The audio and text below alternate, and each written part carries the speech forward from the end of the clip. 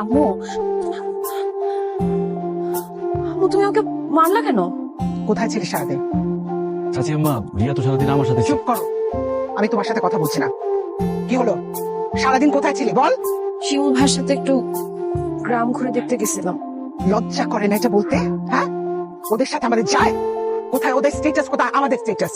একটা অশিক্ষিত গ্রামের আনপার ছেলের সাথে তোর এত কিসের মেলামেশা আমি তো বুঝলাম না। এই জন্য যে তুইও এরকম চাষা আর অশিক্ষিত হবি, এই কারণেই কিন্তু তোর বাবাকে আর তোকে আমি গ্রামে আসতে দিতে চাই না। এরপর যদি আমি ওর সাথে কথা বলতে দেখি, মেলামেশা করতে দেখি, একেবারে চুরিয়ে কিন্তু দাঁত ফেলে দেবো, জানে মেরে ফেলবো। চাচি আম্মা, আমি আপনার নিজের মায়ের মতো দেখি। আপনি আমার এত শুরু করে কথা বলতেছেন। তাছাড়া রিয়া তো আমার চাচাতো বোন, আমার সাথে কথা বলুন না কেন? আরে কিসের চাচাতো বোন?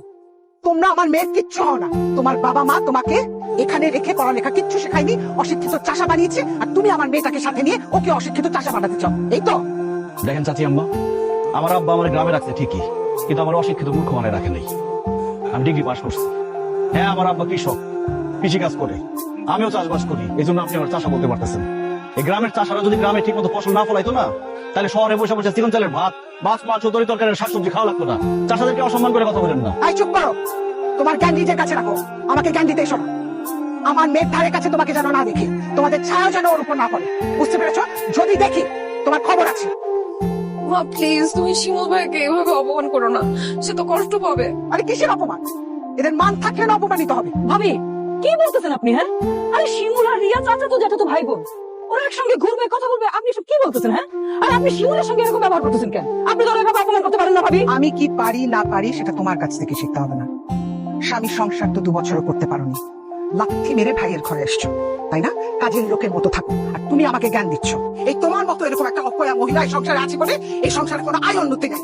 অলৌকিক কথাকার। চাচি আম্মা, শিমুল, তুই কোনো কথা বলিস না। ভাবি, আপনি রিয়ারে নিয়ে ঘরে যান।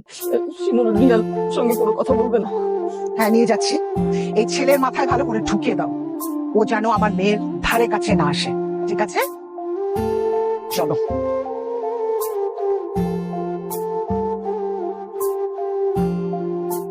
ফুফু, চাচি আম্মা তোমার আমার এত অপমান করে কথাগুলো কেন?